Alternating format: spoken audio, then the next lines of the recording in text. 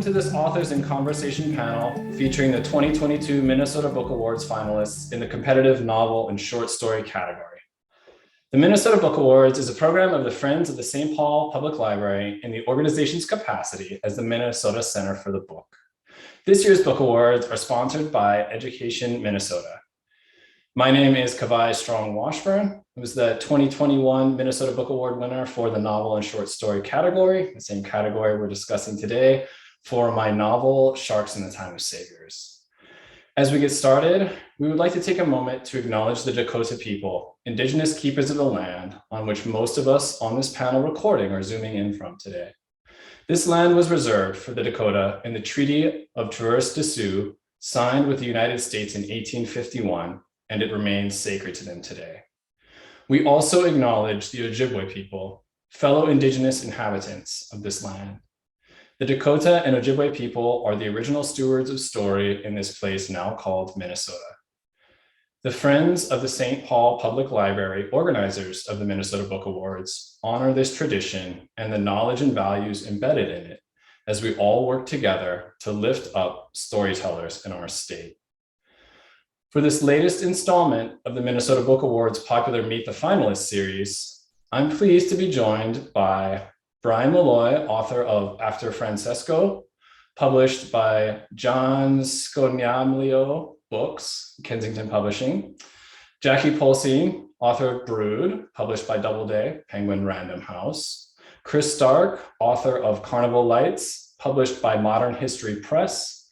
And Diane Wilson, author of The Seed Keeper, published by Milkweed Editions. So I'd just like to start off by saying congratulations to each of you for your Minnesota Book Awards finalist nod. I've been in your shoes before, and so I know how exciting it is.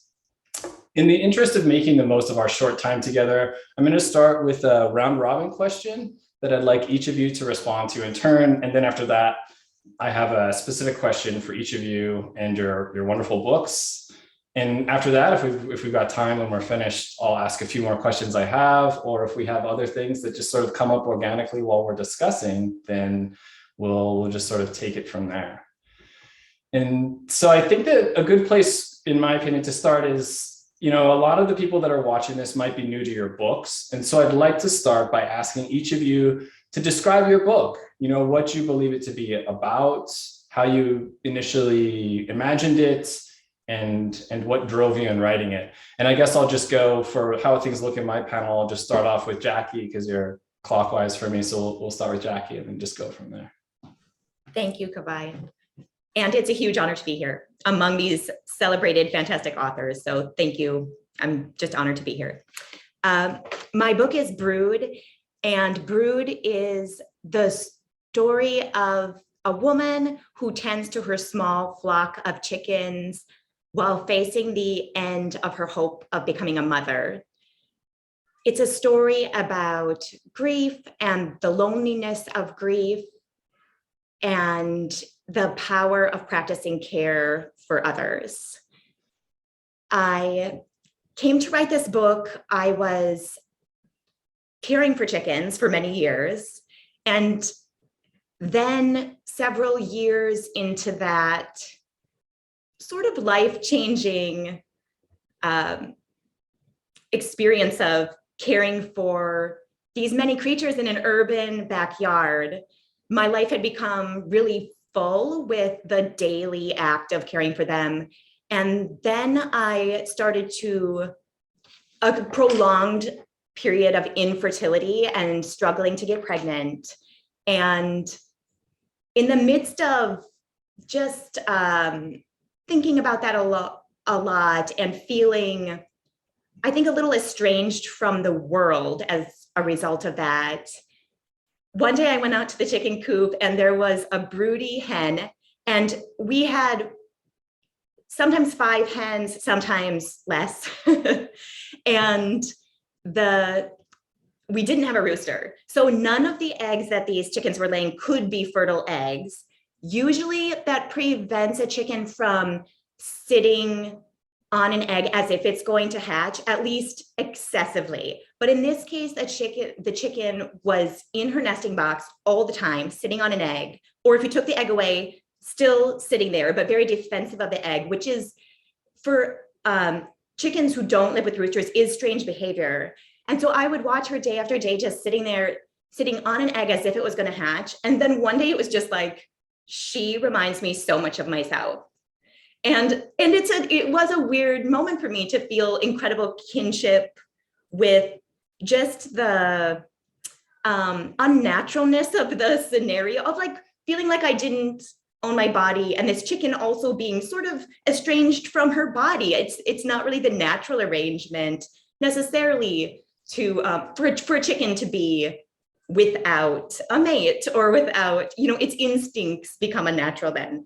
So that moment of kinship sparked what was interesting to me about the parallels in the book. So I think that started the book, and I was motivated by my own sense of isolation throughout that period of feeling, that I had a secret that I think I would have liked to share my experiences at that time, and that miscarriage, I experienced a miscarriage. So the infertility and miscarriage is a subject of much silence, which is actually a theme, I think, in all of our writing to some extent, and then that search for kinship also. I think when I was reading the other books, I felt so much similarity of theme in them. So that was how my book came into being. Thank you so much. It's quite a story. And it's also one of the things I loved about your book, and just in general about reading books where there's new information, is I got to learn all sorts of new things about hens and roosters in the life of chickens that I didn't know, before reading the books. That's fantastic. Thank you very much for that. And I think we'll continue in clockwise order based on how things look on my panel, which would be Diane. You can go next. Just tell us a little bit about your book, where it came from, how you conceived of it, what you think it's about. Hamatakiapi, Diane Wilson Amakiapia, Bede Wakantuan Oyate Hamatahahia, Sichangu Oyate Eromawapia. Hello, all my relatives. My name's Diane Wilson. I am a descendant of the Bede Wakantuan Oyate in Minnesota, and I am enrolled on the Rosebud Reservation. So I'm just, as Jackie said, I am equally honored just to be here in this amazing group of writers. So thank you very much for being with us today, Kawai.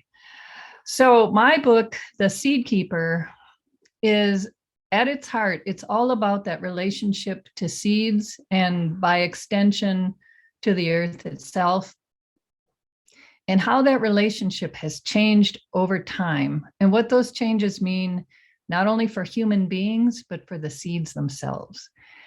And so the story is told through the voices of 4 Dakota women over several generations from 1862 to 2002. And I had originally imagined it as a story that would be told by one character. But during the writing process, these other voices emerged, and this is the first time I've written a novel. So it was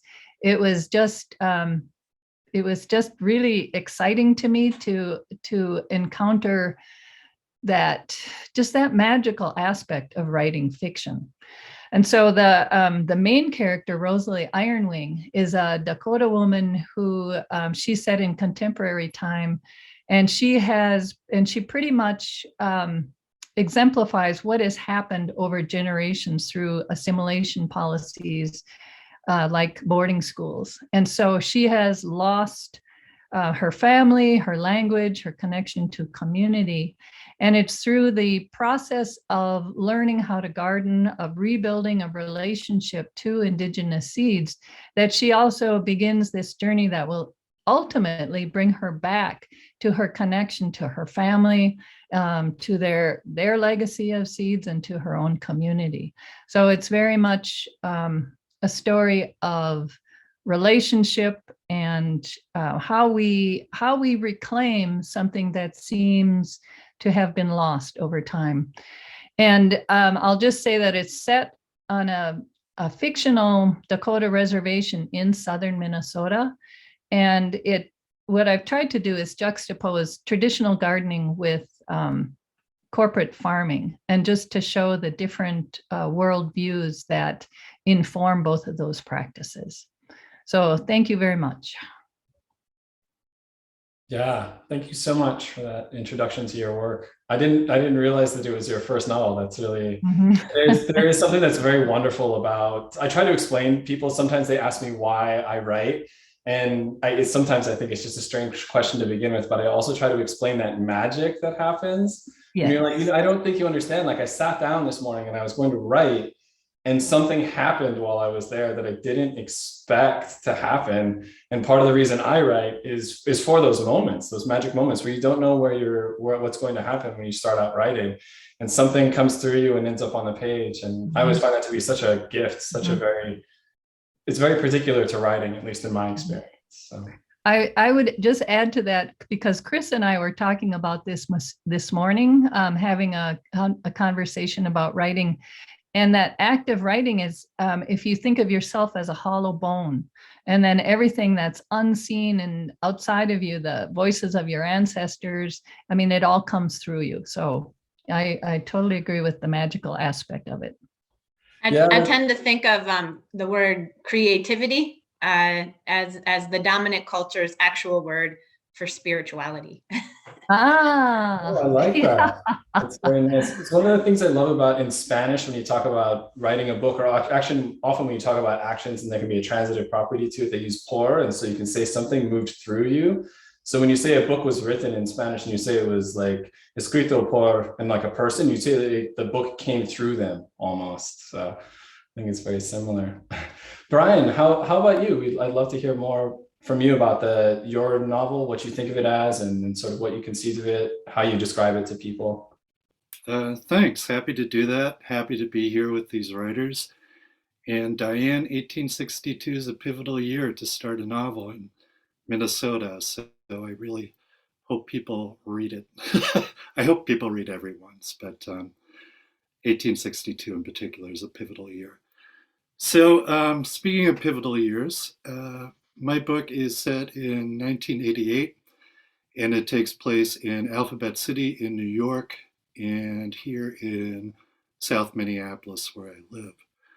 And as a little bit of a backdrop to the story, in 1983, the AIDS activist Larry Kramer wrote an opinion piece in the New York Native, which is now a defunct gay newspaper that served New York City at that time. And the essay was called 1112 and Counting. And it begins with this warning to the gay community, and I'm just going to read a brief part of it, if I may. If this article doesn't scare the shit out of you, we're in real trouble. If this article doesn't rouse you to anger, fury, rage, and action, gay men have no future on this earth. Our continued existence depends on just how angry we can get. So, my book is about the AIDS generation. And when I talk about the AIDS generation, it's men who are in their teens and 20s and older during the first decade of HIV/AIDS. And we just passed the 40th anniversary of the first reports of HIV/AIDS in this country, as reported by the CDC. So my book's about the AIDS generation of gay men, those of us who did survive and those of us who did not, and how we had to fight for research, prevention, education, and healthcare. And this is in an era where we did not have civil rights protection and there was no marriage equality. So a big reason why I wrote it is it's important, I think, to write down our experiences for those of us who actually lived them, who lived this part of history. Otherwise, I think we're left with a redacted history or an imagined history. And a clear example of this is 2016, when Hillary Clinton honored the Reagans by saying how they started the national discussion on AIDS in America.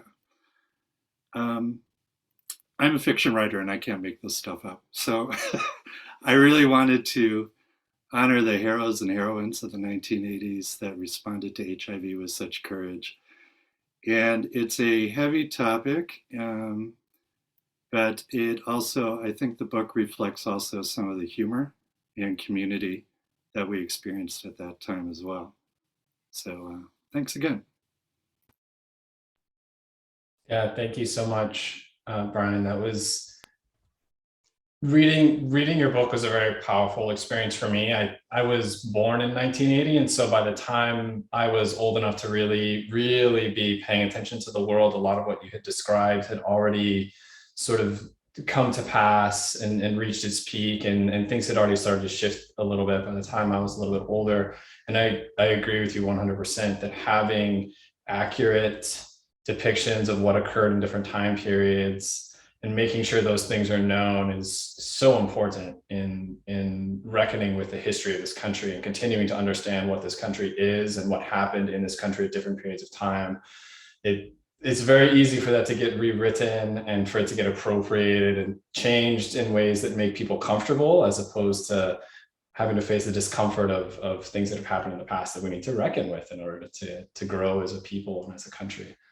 So I very much appreciated reading your book and returning again to some of those stories. I mean, I was familiar with some of those things, and I have a few friends that lived through that era, that survived, and they have told me some of their stories as well. So I'm familiar with some of it, but it's always important, I think, to revisit those moments and really understand what happened. And I think we'll finish up here with Chris. Please tell us about your story, your novel, what it is, and sort of how you came to write it. Yeah, Anin. My Anishinaabe name is Nagamo Zibi Unse-Ekwe, and my English name is Chris Stark. I'm really honored and pleased to be here with all of you, and I just want to congratulate everyone for the nomination and for your win last year, Kawai. Carnival Lights started 20 years ago in a little 10-page writing exercise at the University of Central Florida, where I was a student for a semester or two. And the two main characters, Ojibwe teen cousins, Sharon and Chris, came to me in that little exercise, and the professor said, you have a responsibility to these characters to write this book, finish this book. So that was the genesis of that. And the book could not have been what it is now, what it became, if I had not gone through my own process of healing and being able to listen to elders and become a very happy member of the Ojibwe community here in Minnesota, again, where I grew up, but I had moved away, and in Florida, I was really pining for Minnesota to get back here. And the book goes back into the 1800s with this fictitious family, this fictitious Ojibwe or Anishinaabe, same group. And it follows, it has backstory about what their family went through. It has a backstory about actual historical events and historical figures that just sort of weave throughout the story of this fictitious family. Every once in a while, a German family will pop up, a Finnish family. They come into the story as they come into the story. And it follows the two teenage cousins as they leave their fictitious northern Minnesota reservation, Diane. We're on either end of the state here with our fictitious reservations. And there's a series of losses in the family, and they go down to Minneapolis. And their story, that forward story, actually happens over the course of a few weeks in August 1969. And one of the probably the main motifs throughout the book is the carnival-like atmosphere of our dominant culture and all the various ways that impacts these particular girls and their family and their ancestors, and of course the Ojibwe and indigenous community. And they do end up at the Minnesota State Fair for the last maybe quarter of the book. So that's, I think, it in a nutshell. So, miigwech. Yeah, thank you, Chris. And I hope to revisit the idea that carnival atmosphere when I have a question for you that I wanted to ask you about. And I think even having the ability to talk about it in terms of a carnival atmosphere will help with the question. And now I'll go through and ask each one of you something that's like specific to your book with little time to do that. And then I hope, because everybody is already given such awesome answers and I'm really excited to talk to everybody, hopefully we can get back to more round robin questions, but I'll start off again, Jackie. One of the things with Brood in particular that first of all is I love as a style, and was also something that I was totally unprepared for, because I made it a point to do as little research about each of these books as possible, and just not even read the back cover or anything, and just dive straight into the book and read it with no idea whatsoever what it would be about.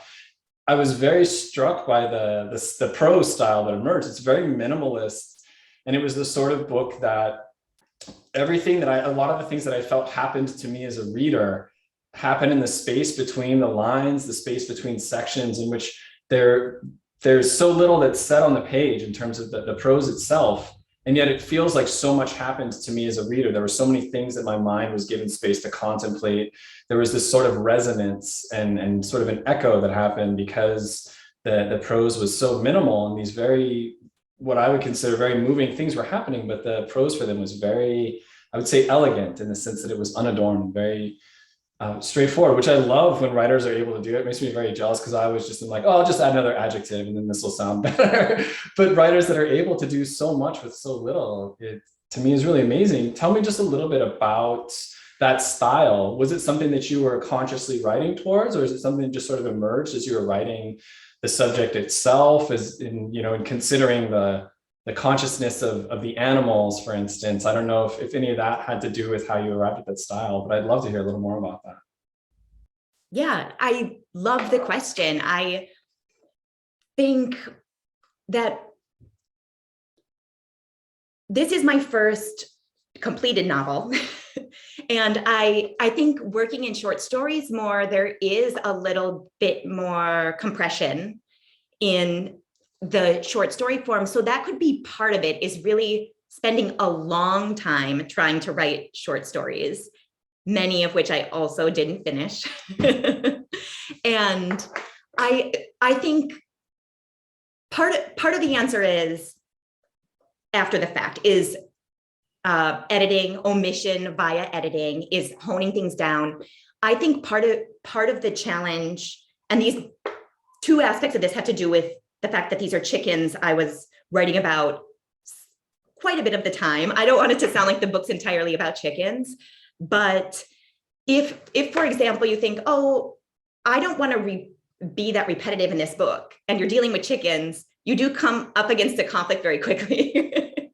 That's how much does a chicken really do that seems different to a casual observer. I think in the world of chickens, it's vast and everything's new and different, but to the outside observer, there's a lot of repetition. So then it kind of hones things down quite a bit.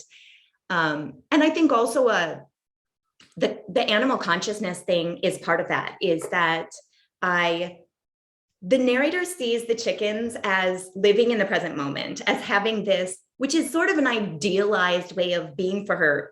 And I guess for me also, I think of that way of living as something I would aspire to.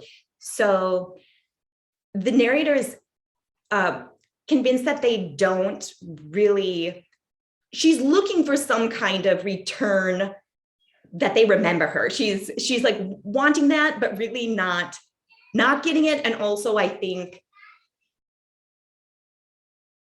she doesn't know if that's possible for them. So this idea of the chickens living in the present moment all the time, and everything is this right here now, I'm in it, I'm feeling it, I'm seeing it. And that's a great comfort to her. That's actually her, I think her movement through grief is very much trying to embrace that way of living, and that caring for the chickens enables her to live that way because it's immediate. So yes, I think maybe because that idea of the present moment and that being something the chickens could offer came to me early on in the writing, I bet it influenced the style of the book. And then I guess I'm not comfortable saying I'm probably a minimalist writer, but it's very interesting to me to think of what came to influence that in the book.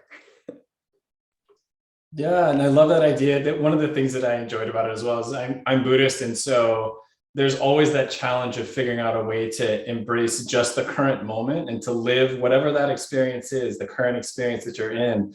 There's just that, and the things before and after it, turning your attention to those things and focusing on those things and letting your mind be absorbed by those things really robs you of the vibrancy of like the current moment. And that's one of those things about animals where they don't really have a choice, right? And there are some points in the story where you're reflecting the narrator's observation of a given thing. I think there's even a section where they talk about dreams.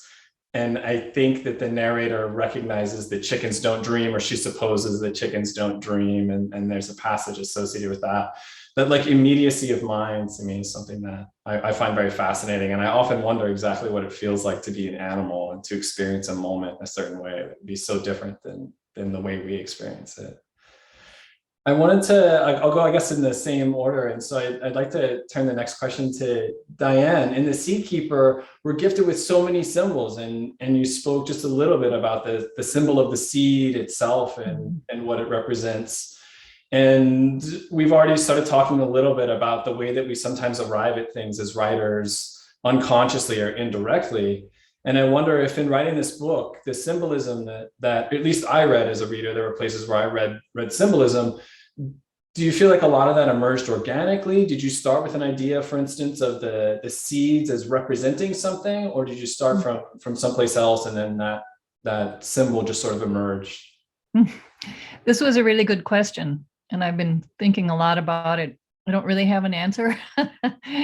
I am a gardener, so I have to say that most of my experience over the past 20 years was working with seeds in the garden, and then also with Native organizations, working with them as a way to actually return them to their communities. So I learned a lot about seeds that goes far beyond just thinking of them as this thing that you plant in your garden.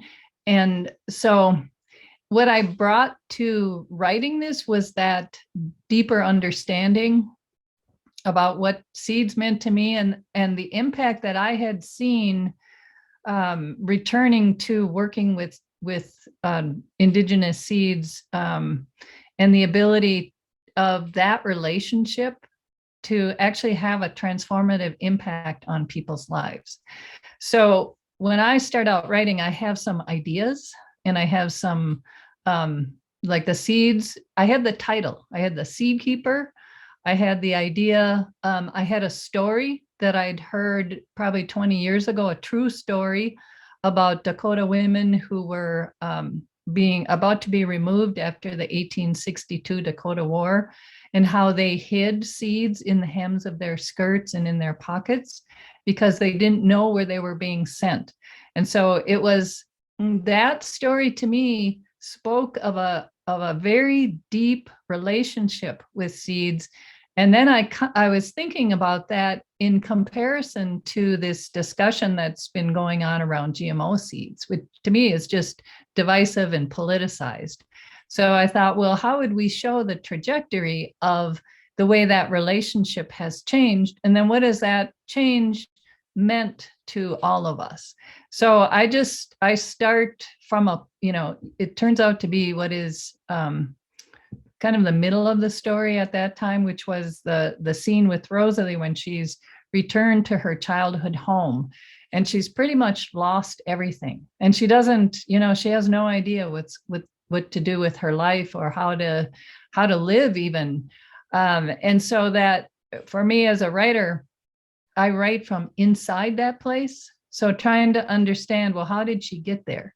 And then writing back in time, and then looking at, well, then where is that going to take her? And how, and really seeing the seeds themselves as a character, because they're present in all of the other 4 Dakota women's stories. So they have their own trajectory over that story. So what I'm trying to do is just make sense of what's happening in characters' lives. And then afterwards, standing back and seeing, well, what happened? What are the symbols? What are the themes? And then I often learn a lot from what people say about my book, how they reflect it back to me. And I think, oh, I didn't realize that at the time. So for me, it's very much about just revealing what these characters, including the seeds, are wanting to share. Yeah, thank you so much. I recalled both Braiding Sweetgrass and a few other novels, including The Overstory, but also a nonfiction account called The Secret Life of Trees, I believe. I might be getting that slightly wrong, but books that opened my eyes to the ways that the deeper interconnections that exist between plants and entire networks, and I've always considered there to be a certain amount of sacredness to visiting natural spaces, right? Some of the most transcendent experiences I've had in my life occurred in very natural spaces, completely removed from sort of human urban environments. And so I very much love the opportunity to see the different ways that the seeds that we're describing now are present in those different generations, and to think about those things against the larger understanding of the interconnectedness of plant life, and how much we have to learn we still have to learn from the world that I think we're muting in ways that is unfortunate, because there's so many amazing things that happen in the natural world that we could learn from and live within. That those larger conversations that we're having around global warming and all of these crises that we're facing in the natural world, to me, it really comes down to that relationship. And that there, if as we see our place in the world as Indigenous people, we're all related. So that everything, the seeds, plants, water, air, everything around us is a relative. But when you lose that connectedness, when you start to think of everything as a commodity, so that your water's for sale, your seeds are for sale, everything around you is intended to make a profit, then what happens is that we end up where we are today. So the hopeful part of my book is that we can make these changes by getting back to that original relationship that we as human beings have, not only with seeds, but with everything around us. Yeah, even just hearing you say that now, I recalled an essay I read recently there's an anthology called All That We Can Save, I believe. And there are 4 women that edited a whole series of essays and poems related to, I would just say, climate justice, right? The current climate change crises, but also the interrelated aspects of injustice, human injustice, to go along with that. And there was an essay in there from a female Black farmer, and she talked about the first time she brought several different groups of kids from the inner city, some of whom were, I think even most of whom were Black, out to her farm. And some of them were very initially resistant, because for one reason or another, they had gotten to a place where they devalued the idea of farming, or for obvious reasons, because of the history of slavery, they had come to regard such spaces as places where they were largely exploited, or they were relegated to being in those spaces in a imbalanced relationship. And she described how some of the students came to a place where they had these incredible experiences where they were like, my grandparents used to be farmers, and this is the first time I've relived that. And all of a sudden I'm experiencing all these parts of my grandparents' lives as farmers, as people that tended land that was taken from me, the ability to be that sort of a person. And this is the first opportunity I've had to do that again. And I didn't know how much it mattered to me until somebody brought me out to this farm and gave me the opportunity to do it. So I just thought of that now. I guess that's just me ranting, but even as we were discussing it, that popped into my head. Brian, I'd love to ask you about your novel, and we've already talked about it a little bit, right? In this sort of in the 80s, when the AIDS crisis was becoming this very full-blown existential crisis particularly for the gay community, there are so many moments of sadness in your story, right? There's grief, there's longing, there's even self-hatred, which sometimes is very hard for me as a reader to experience these moments of intense, like, self-hatred people can have sometimes. But there are also these moments of what I found to be incredibly beautiful intimacy and joy. And you even have already discussed some of the humor that can emerge even in the most troubling times. I wonder, did you find it Did you find it challenging because of the subject matter being so truthfully sad and full of grief? Did you find it hard to balance those two aspects, right? The joy and the happiness against this grief and sadness? Before I answer that, I do want to mention that I went on my first field trip to a farm. I'm from Philadelphia originally, and they showed us a cow being milked, and I had no idea that milk came from a cow, and I refused to drink it for about 2 months after that. That was the most disgusting thing I'd ever seen. Also, I just wanted to add a comment about this idea of commodity and profitability that Diane talked about, because it's also an influence on the treatment and prevention of HIV/AIDS in the 1980s, and some of our actions at places like Wall Street, the headquarters of Burroughs Wellcome in North Carolina, about one, is there any research being done? And two, how much are we charging people who can't afford these medicines for the privilege of getting a prescription? So brought up a lot of thoughts, some funny, some sad. Kind of like my book. Some funny, some sad. I'll just be honest and say, I really did not want After Francesco to be what some critics call trauma porn. So I feel like gay men have been exploited that way by non-gay authors in books like A Little Life, which I couldn't finish. So I didn't want to write about the gay experience, that it's all trauma and suffering, which of course is there. But it might sound odd, but when I was one of the first employees at the Minnesota AIDS Project in the 1980s, and I was on the board of the Minnesota American Indians AIDS Task Force in the 1980s too. And it sounds strange to say, but I never laughed more in my life with these communities. And I think it's what I wanted to portray in After Francesco was the humor of the afflicted. It's not the cruel humor of the unafflicted. So, like at the 1984 GOP convention, the president of American Airlines told a joke and said, do you know what gay stands for? And they said, it means got AIDS yet. And the audience laughed. And so I boycotted his airline. I boycotted Northwest Orient Airlines because they wouldn't carry the body of someone who died of AIDS on one of their planes. I boycotted all these places that I'm sure made no difference at all because I never flew. But, I was out there boycotting them. So that's all a long way to say that as a reader, I really crave books with emotional range. And, I admire a work like The Hours by Michael Cunningham. It never made me crack a smile, but I often revisit it to see how beautiful sentence is written. But my first choice tends to be books like The Heart's Invisible Furies by John Boyne, where he writes about the evolution of Ireland from a theocracy to the first nation in the world that voted by popular vote for marriage equality.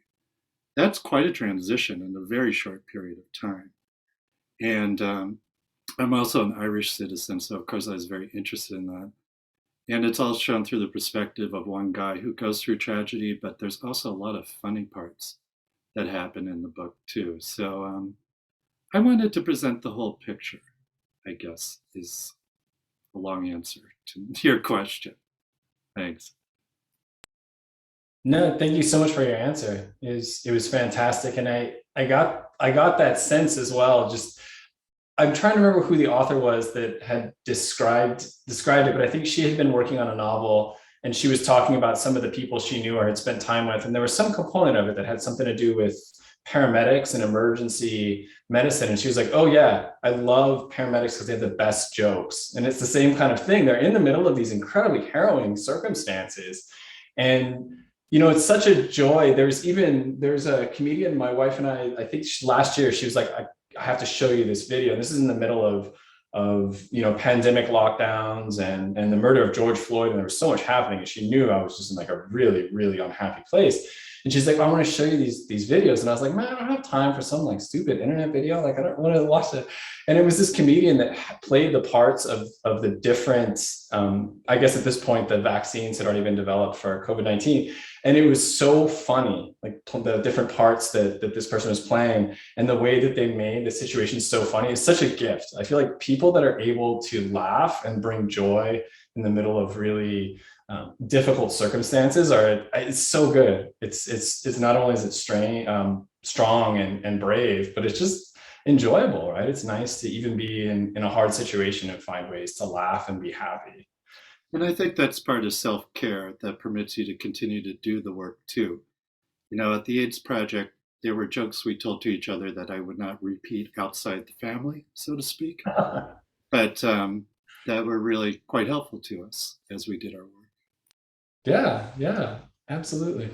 And Chris, we'll finish up with you for this is just for the individual questions. I have some more that I'll kind of bring forward for some more discussion. But you know, throughout your novel, the protagonists and several of the supporting characters, you know, in sections they were hunted. It was one of the words that I kind of kept returning to when I was trying to figure out a way to describe some of what I thought the feeling was that I got reading it from some of the characters. And there was this pursuit, this hunting that was happening.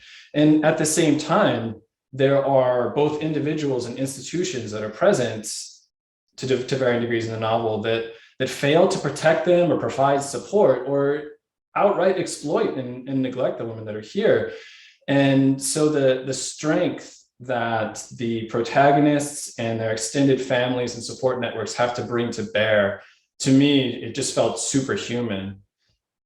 And I also saw what to me felt like some pretty strong lines between gender and institutional power that showed up for me. And I wonder if you could talk just a little bit about what your thoughts are about institutional power and gender dynamics and how they intersected in this story.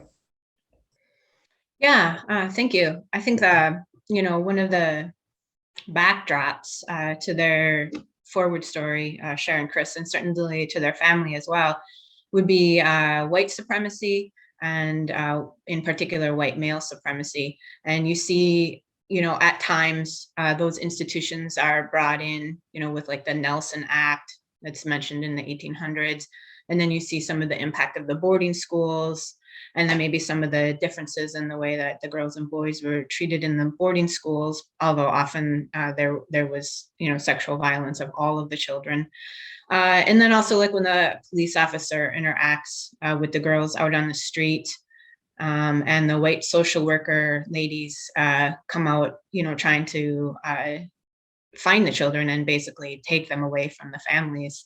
And the girls' response that they're taught by their grandmother and their grandfather to hide. And they basically have a code in the family so that the girls know when to hide, and then they know when it's safe to come out as well.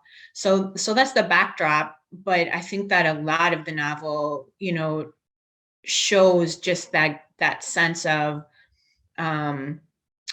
hunting is one way to put it.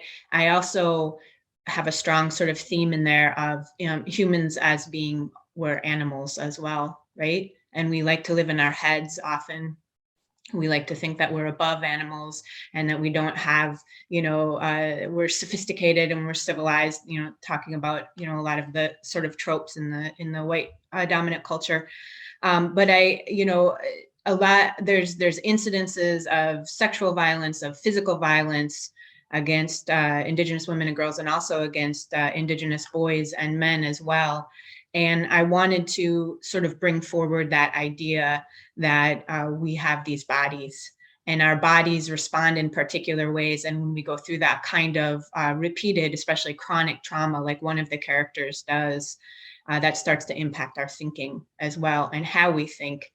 And there's similarities then with how the book is written, with that sense of fluidity between time, between ancestors, and the experiences of the characters in their present moment, and then also thinking about the future. And then also, you know, to kind of bring in Diane's book as well, that there's also that idea of trees growing, and trees similar to stories, and stories happen in an organic way, perhaps more so than in a checkmark way that we learn in our, our MFA programs. So, I think a lot of these pieces I, kind of weave together. They just sort of naturally wove together for me throughout the book. But, also like Brian was saying as well, this isn't a book about the poor tragic Indian. This is a book of life, and people talk about the trauma in it. And when I think of Carnival Lights, I think of love. That's what I think of. Is I think of the tremendous amount of love and cultural strength and beauty that allows this particular fictitious Ojibwe family to survive all of these aspects of colonization that often were very brutal, not only sort of created and given guidance by public policy and institutions and their behaviors and their laws, but I would say primarily by white male settlers who, we know that through this book, it's shown in the book, but also we know that from history books as well, that it was open season, on Indigenous women and girls. But we survived, and for those of you who will read the book, I won't give it away. Sometimes the hunted turns into the hunter. So it's not just a story of just sad victimization. There's humor and, other, the beauties of life. Life is, life can be brutal, and every day we're given the gift of being alive, and every day we have the option to enjoy the beauty around us. Thank you. That was an excellent answer. I wanted to go back to a round robin style question where everybody kind of gets a chance to respond to the same thing. And one of the ones that I think will probably be of interest to a lot of the audience is the land and Minnesota as we call it today. All of these books, which isn't always the case for the Minnesota Book Awards, but for this year, they're either partially or entirely set in Minnesota. And in different ways, the land is very significant in the narratives. And I wonder if each of you could talk briefly about when you started writing, did you know how much of it may or may not have been said in Minnesota, how much that would figure into the narrative directly, or might just be a backdrop for other things? I'm not sure how much anybody had any ideas about how place would interact with their stories. But I guess I'll start with Jackie. If we just go in order again, I don't know. Well, I knew, having raised chickens in Minnesota, and my mom raises chickens in Wisconsin, I knew that winter as a hardship. I wanted that to be a part of the experience of tending to the chickens.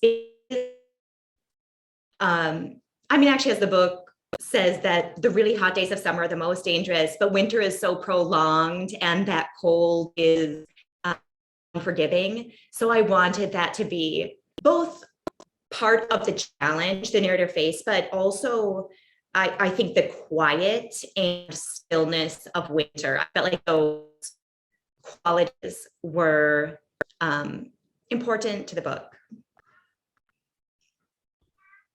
Yeah. So I guess it was Minnesota as winter. Yeah, that's certainly one that comes up a lot. But I did notice as well the part that was in there about summer and how, when the days are really particularly hot, that it can be just as dangerous as I think everybody would expect of a polar vortex like time period as well. I don't know. I don't feel like calling on everybody necessarily. If anybody wants to jump in next, feel free. Otherwise, I can. I can go. Yeah, I'd be happy to go next. Yeah. So like I mentioned, Sharon, Chris kind of came to me down there in Orlando, Florida, where I spent a pretty miserable 9 months of my life. And all I wanted to do was get back to Minnesota. I grew up in Minnesota, and the land, the water, the lakes, and the trees in northern Minnesota kept me alive through a very difficult childhood myself. And so the amount of beauty and reverence and very real connection that I have to that particular part of Minnesota, I think is expressed throughout the book. And, of course, as Indigenous people, our connections to the land are deep. Our ancestors' bones are in this land, and they've been there for many, many thousands of years. And that's just one of the major premises of Carnival Lights, is that connection to land and the desire for, in this case, this Ojibwe family to hold on to that land, and the power of the culture, the power of spirituality, the power of our ways, to find different ways in order to hang on to the land and our connections to the land, which of course our ceremonies run through the land and the water and the trees. They're specific to place, unlike other religions or other spiritualities. And so that's just a real core piece. So it's a core piece to the story. It's a core aspect of the characters and what forms the characters and what motivates the characters. And that would also be true for me as well. In terms of Minnesota, I'm not from Minnesota. I'm from Philadelphia. And I knew that even though the story starts out in Alphabet City in New York, in the 80s, I knew that Kevin, the protagonist, was going to come back to his hometown of Minneapolis after he kind of had fallen into this deep, dark place on the second anniversary of the death of his partner, Francesco. So he's abusing alcohol. He's being evicted from his apartment. His friends are fed up with him at this point and see his grief as an excuse and that he needs to get his act together. And, Minnesota has this reputation, land of 10,000 support groups, and we have Hazelden. And even though he didn't go through treatment or anything like that, he did come back to Minneapolis, and it was a healing experience. So I think Minnesota, if you're from a different part of the country and you experience the natural environment in the state, is an incredibly healing experience. My favorite thing to do is solo trips in the Boundary Waters before the fishing opener, so I have the place largely to myself. So I knew that Minnesota would be part of the healing. I've been living here since 1978 myself, and I really just appreciate this state.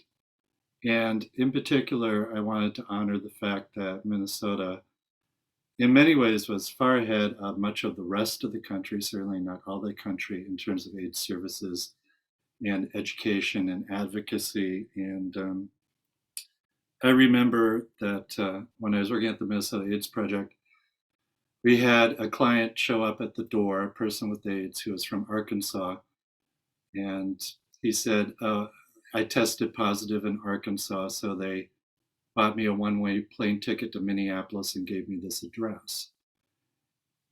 This is, the Minnesota response was known around the country, and organizations like MAP, the Minnesota American Indian AIDS Task Force, Turning Point, were all very proactive early on in the pandemic. And I just want to acknowledge that leadership that the state had. It's not to say that we didn't have oppositional forces in this state, like the Berean League, that were very active in trying to prevent funding and services. But that said, I'd say humanity prevailed in the case of Minnesota, and I wanted to honor that. That's incredible. I had no idea that some of the things you described had happened. That Arkansas story in particular is, I can't imagine doing that to another. I can't believe that happened. I mean, I can and I can't believe that happened. It's incredible. Diane.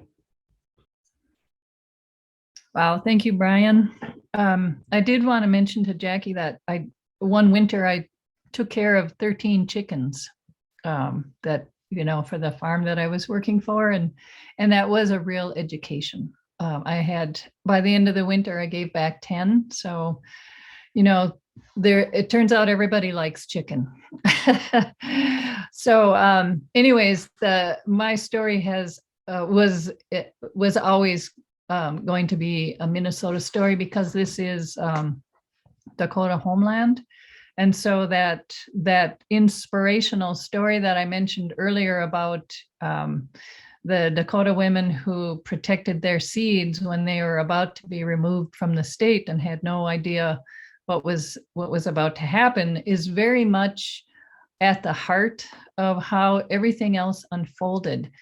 And what I've learned in my years of publishing the first two books that I wrote is that Minnesota in general doesn't really have a good understanding of its own Indigenous history. And I think for many generations that history was repressed, and so even for Dakota people, there's a lot of us who don't understand the full impact of events like 1862 Dakota War and how that continues to resonate today.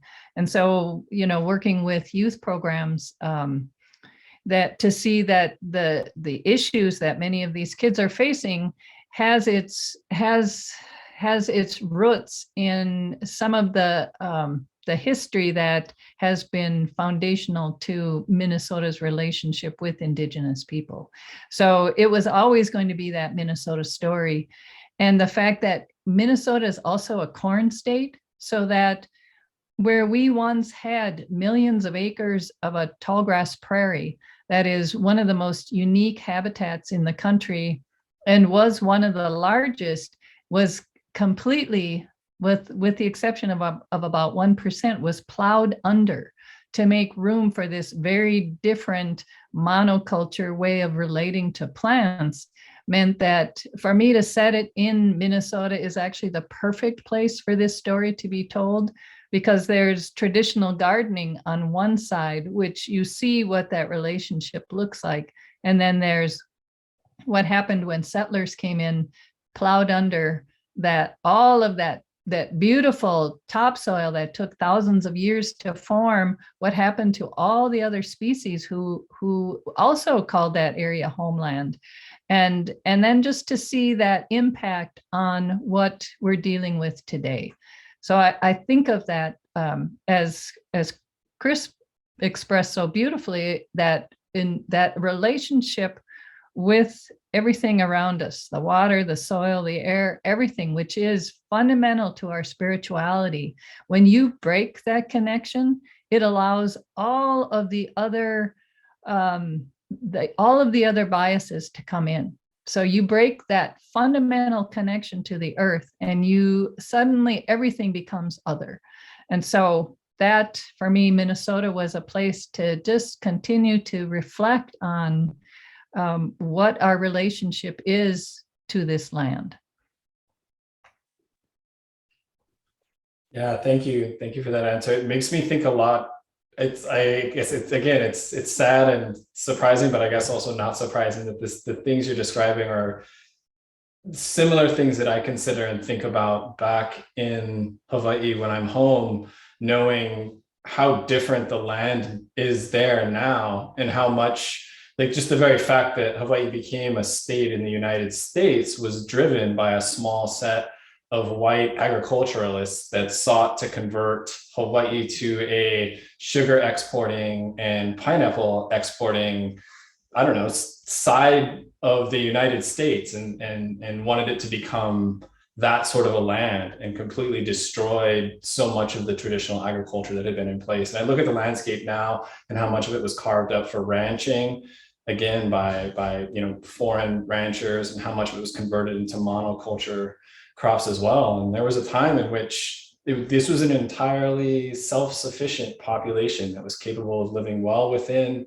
the understood relationship with the land, and everything was living in a much more symbiotic relationship, and it was completely destroyed.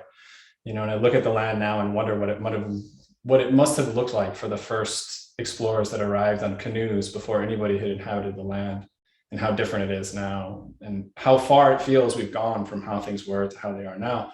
But thankfully, much in the way you describe things in The Seakeeper, there's a similar movement to return to those foundational practices in the islands as well. So it's not all doom and gloom. There's plenty of room for us to find our way back to how things were and how they should be again. I wanted so we probably have just like a little bit more time. And a few of you have already asked this, but I always really like to ask writers this question, because a lot of people, I think, don't ask writers this. And for me, I try to focus on the things that I enjoy about writing. I know when we first started talking, we were talking about how wonderful it is when you sit down to write and something emerges that you didn't expect when you started writing. I wonder if each one of you could speak briefly, maybe to that sort of feeling, but just in general, I guess the thing that I always ask is like, when did you feel most empowered? What were the parts of your writing where you felt the most resonance and joy and power in this particular novel? So I guess I'm supposed to ask somebody to start. I guess I'll go with Jackie if you wanted to start. Yeah, I'm ready to speak to this. I mean, I think for me, it's what Diane was speaking of and mentioned that her and Chris had been speaking of, this magic, and Kawai talked about it also, of just, I consider it pretty connected to something like the flow state, where you're there and you're in the realm of focus and you're feeling energized by the work and underlyingly connected to what you're doing, and just when the work surprises you. And I think on a good day, if that happens once, that's a good day for me. My average probably isn't once a day, but if it happens, it can keep me writing for a few days. And yeah, so it's that kind of magic. I mean, I don't know how to explain exactly. I think that's what Elizabeth Gilbert's talking about when she wrote Big Magic, and it's about just getting into that. I mean, you might believe that it's something connecting us all and you're tapping into that. And I don't know. I mean, I'm open to that for sure, because I've just had the feeling of being in a bigger space than is mine, than I consider to be my own space. So yeah, that's what I love. Yeah.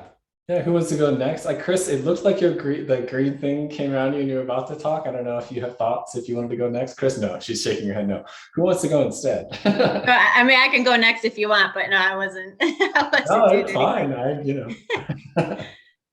Yeah, this book for me was over the course of 20 years, and there'd be times I just put it away. I wouldn't be able to work on it at all. I also do academic research, and there was a time when I was doing some academic political work that I had a significant amount of rather frightening backlash come my way, and I could not work on this book at all. I'd just sit in front of my computer. I wouldn't be able to work on it. At one point a few years ago, I thought the book was done, and I was just about to hit the send button to the publisher, and this whole entire story about a character named Leonard essentially just like downloaded into my head, and I just typed as fast as I could to get it down, and then I sobbed for a week because his story was so real to me, and so upsetting that I sobbed for an entire week. Just cried. And even though that doesn't sound like a lot of fun, right? I'm like, that was the best part of the book for me, was crying for a week. It's not a lot of fun, but that sense of connection, is exemplified in that story with Leonard. That sense of connection where, like Diane was talking about, like being like a hollow bone, or just listening, like just listen. What do our ancestors have to say to us? What might come through us, like you were talking about earlier, Kawai, what might come through us and want to find voice and presence in our work, with the hope that you're getting the story down, because I believe the story kind of in a sense kind of exists on its own, and that's kind of my job, is to go find that story and get it down as best I can.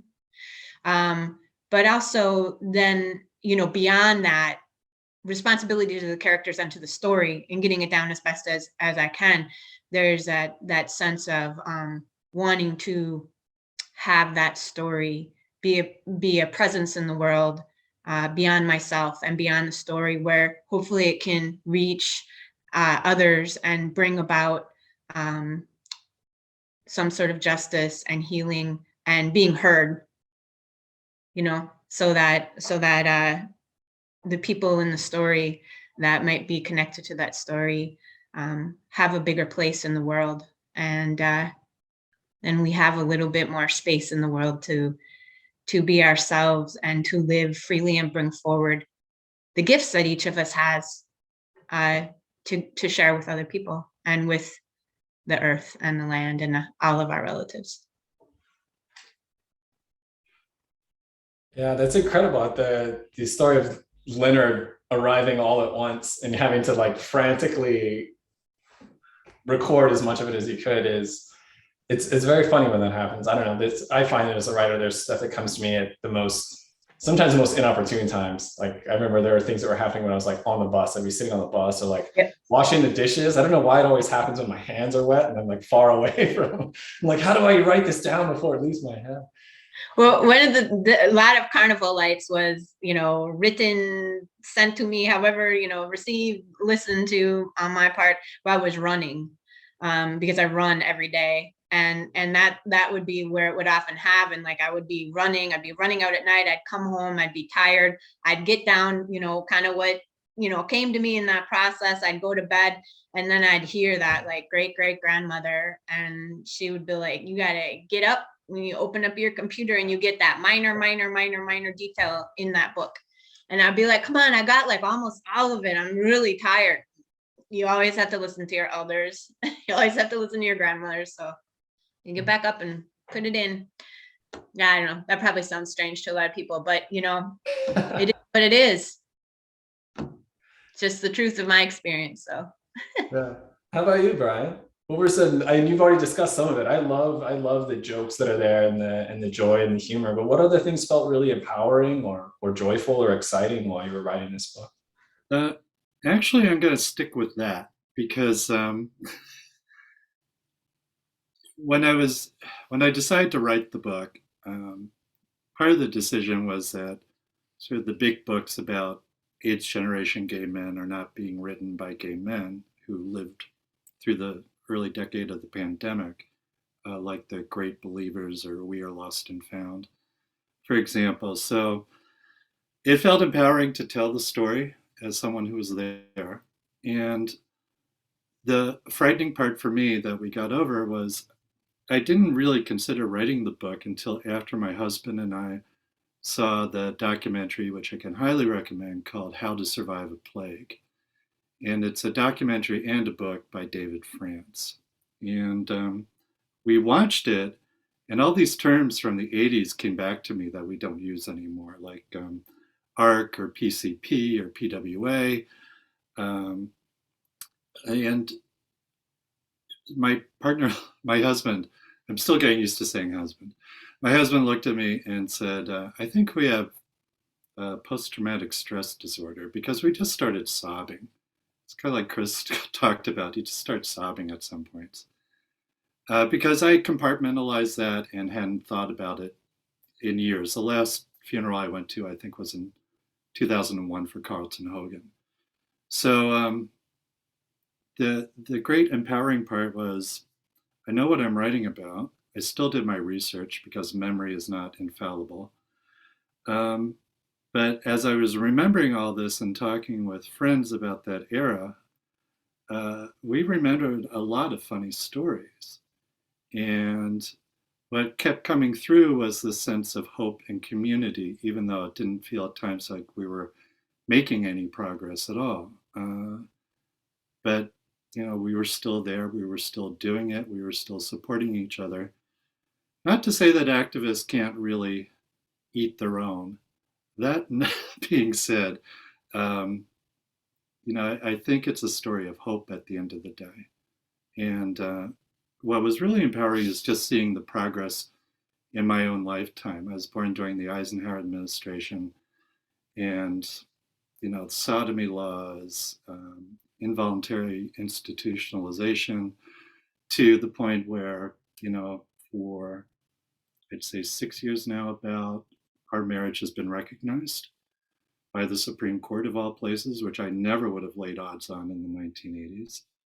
And for a little over 2 years, I've had federal civil rights protections based on my sexual orientation, decided by a judge that I would never have laid bets on.